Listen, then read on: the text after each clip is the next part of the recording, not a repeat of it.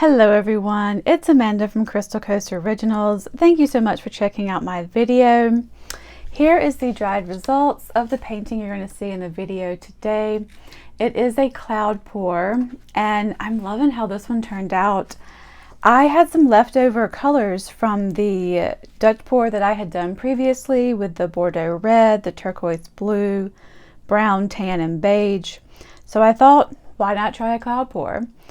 And I'm really liking the results of this. I kind of wish there was a little bit more of the cloud pour in this area, but honestly, I can't complain too much. I really am liking how this turned out.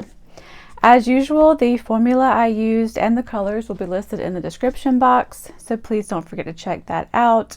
Thank you guys so much for watching, and I will see you on the next one.